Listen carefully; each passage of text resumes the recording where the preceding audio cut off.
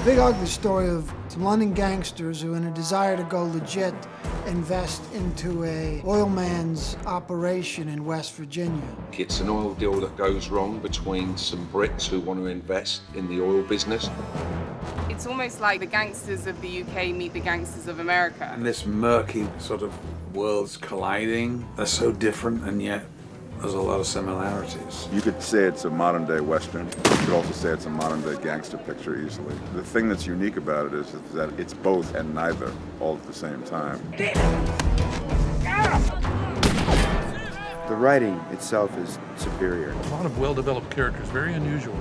It feels some days like an art house movie, and some days it feels like a big mainstream action movie.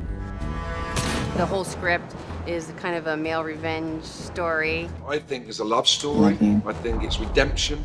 I think it's loyalty. Retribution is dealt out in a way that's rather dramatic. I'm Scott Wiper. I'm the director, screenwriter, and producer of The Big Ugly. I'm Vinnie Jones, and my character is Neelam in The Big Ugly. The Big Ugly was birthed really from my friendship with Vinnie Jones. We met back in like 2005, 2006. I first met Scott Wiper in a deli in a coffee bar in Santa Monica. We met in he calls it a coffee shop. It was actually the Broadway Deli.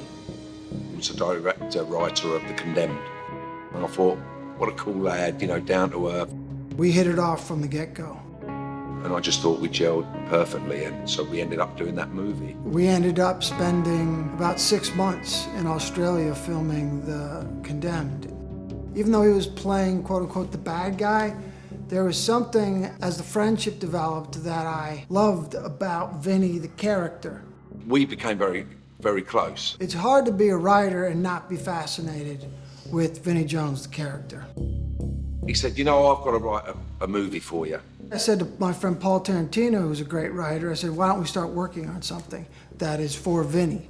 So we were running over ideas, and we came over an idea from an old movie called The Long Good Friday with Bob Hoskins. Great movie. Americans come over to England to do a deal, and it all goes wrong. So we thought, what about reverse it? It's a classic old school Brit, a character like Neelan in Americana, because naturally with that comes alienation, what you had in film noir. Scott came up with the idea and started writing. We developed the script, Paul Tarantino, Vinnie Jones, and me, always talking about it. 2014, we had a script that was basically set in Texas, and Londoners invest in an oil deal. We gave it to our managers, and it went all around Hollywood, and you know, there was no bite there, and it's very hard. It's an unbelievable hard process. 2015, I had to go back to Ohio to deal with some family stuff. And believe it or not, the first member of my family came from Scotland, Alexander Wiper. He and his brother worked the oil fields in Pennsylvania. They were grunts in the oil fields and said, screw this, we're gonna go find oil ourselves. And they discovered oil in Appalachia. Back in the old days, if you were coming from New England, New York, Boston, Philadelphia, Appalachia was the Wild West. But you don't see that in a lot of Westerns. They wanted to make Westerns, so they went out to the desert. But historically, Frank and Jesse James, Cantrell, a lot of the early Western stories were actually in anywhere from Western Pennsylvania to Missouri. But I didn't know there was oil there. And then as we learned more about actual oil in Appalachia, I was trying to find something that we could do in the Midwest. I get a call from Scott a couple of years, 2 or 3 years later. I got an idea that instead of Texas, we do it in Appalachia. So he came up to my house in Hollywood Hills. Tanya made him dinner. And I threw out the idea. And he kind of went through it. Tanya had read it, my wife. We came out and we sat there and she said, you two have got to go for this. By 10 o'clock the next morning, we'd both booked tickets. We landed in Ohio, then drove down into West Virginia. He's very intelligent, Scott, and he came up with about the fracking and the oil deals and everything else. When you do trips like that, like, hey, let's just jump on a plane, it's the friendship. It's the creative process. Got the script and we're gonna see if we can develop it more and get a feeling for it up there. It's almost in a way where the movie got made after years of working on a script. Because we'd just sit on a bench by the Ohio River and talk about the characters, talk about kneeling, talk about oil life. There was that moment where we said, we're gonna make this film. So then he said, like, where are we going to get the money? So I said, you leave that to me. He's got the street quality. He's a great salesman. By mid-September, literally a month later from us just sitting in West Virginia, we said, we've got a greenlit movie. Hi, my name is Jeremy Osborne, and I was the director of photography on The Big Ugly. As always in movies in pre-production, we were missing a DP. Jeremy was a blessing. When I first received the script for The Big Ugly, I was really inspired for the potential it had for some really interesting visuals. I've always been an amateur student of history and art historian, and one of the painters that popped into my head while reading the script was Fabian Perez. Dark imagery, very intimate moments of people in pain, but there's always something more to those people when you're looking at them. And so I just sort of came up with a lookbook, sort of initially based on his art. He'd sent through paintings with kind of brief descriptions of how these paintings related to the script. And there was an instant connection to the material. It's an impression of what the film would feel like. Once I started talking with Scott, we both realized that we were on the same page of being fans of early Clint Eastwood movies and the work that Clint Eastwood had done with cinematographer Bruce Surtees. One movie we talked a lot about was Outlaw Josie Wales, what Clint Eastwood and Bruce Surtees did. Clint Eastwood riding on horseback, and the back of him is lit by the sun, and then the foreground element has just gone completely black. It was really bold visual storytelling where they weren't afraid to let blacks go black and darks go dark. Being a little gutsier, a little darker, but not that the whole thing would just live in darkness, but it would have the dichotomy of real life, that when you're outside, it's bright. When it's dark, it's dark. This film has such a thematically dark storyline that darkness would almost be another character in the film. All of the characters are shrouded in darkness. What starts as a dark moment gets darker, and these characters go further and further and deeper. The movie ends in this moment of hope and light. We purposefully visually peppered light throughout the movie.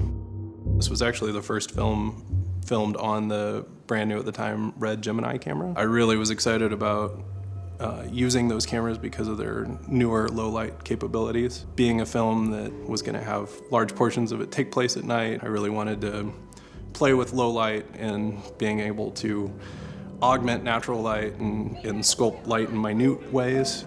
With the new technology, you're able to work with a lot lower base light and then tweak it from there.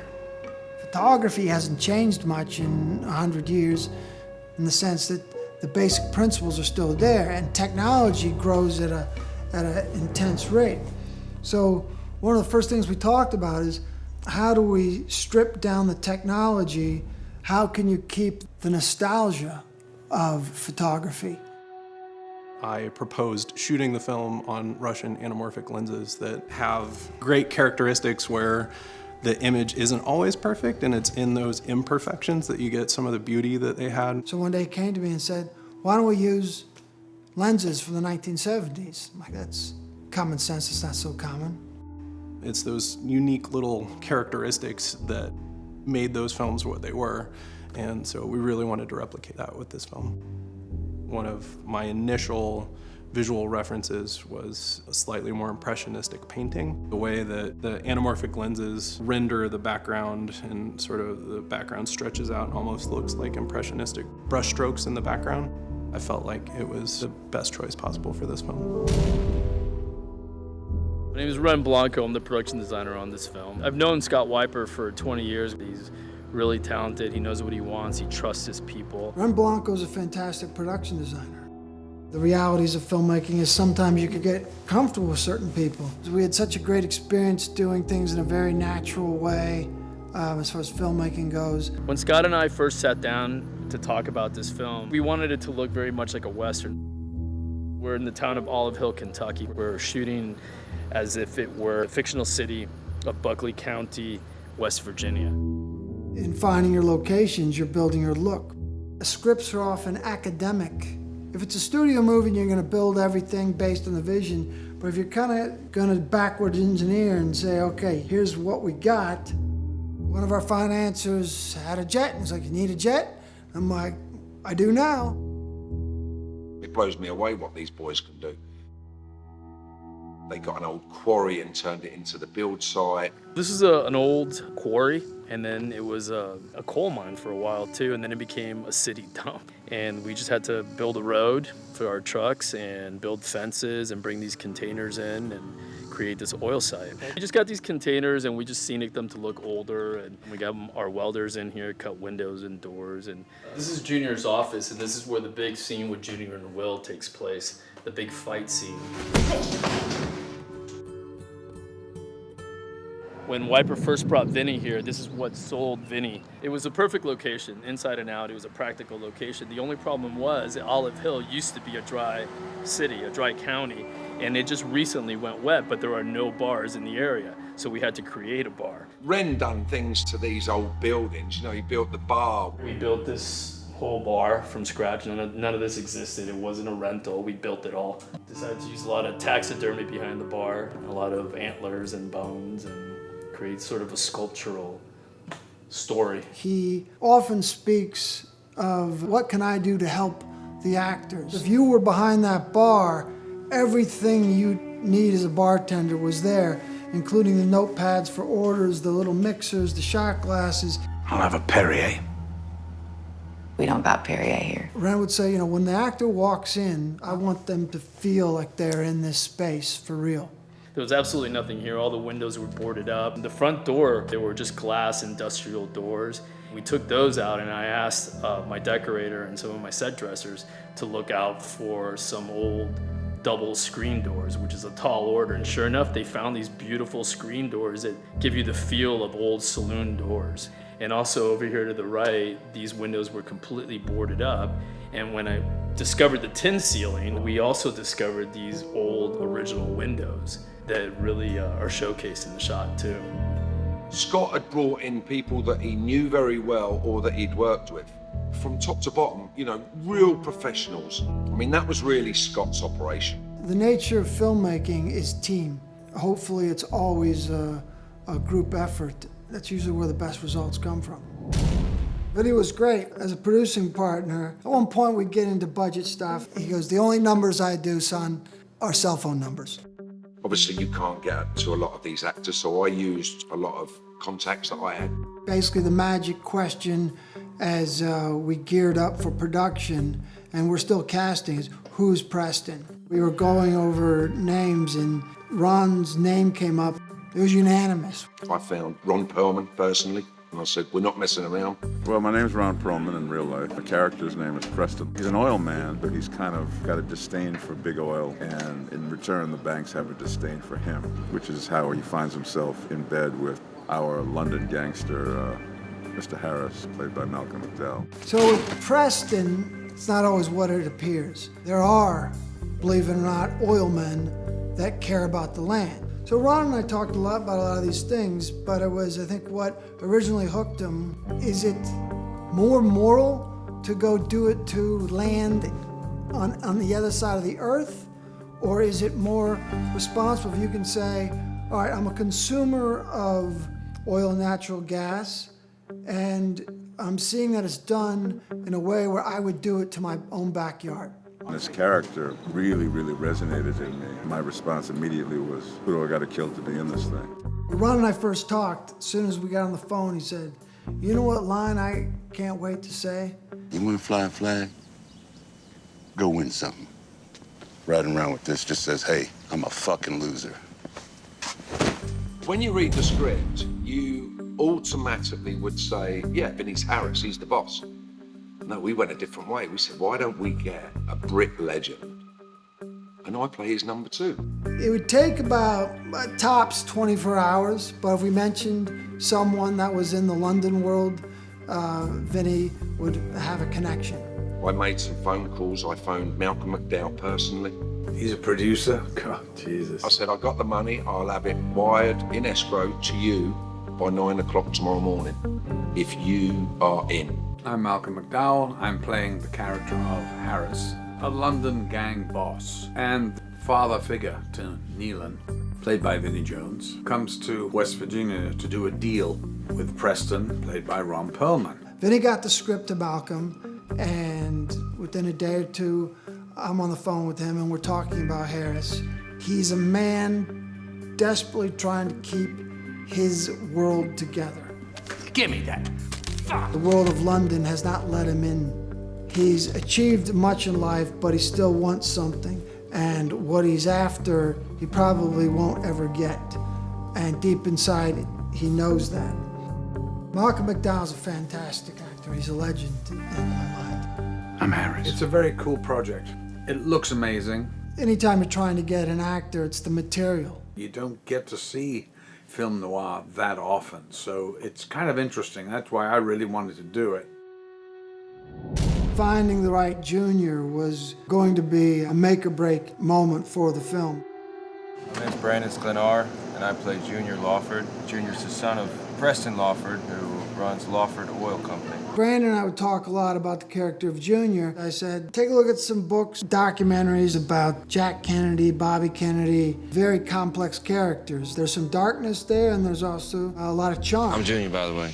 Junior is just a great character. It's a lot of fun. I guess I kind of set things off in this story. There's nothing more dangerous than a tiger that looks like a kitten. The goal is that no woman in the audience would ever second guess the choices made by Elise or Fiona. 1 or 2 drinks, you'll sleep like a baby.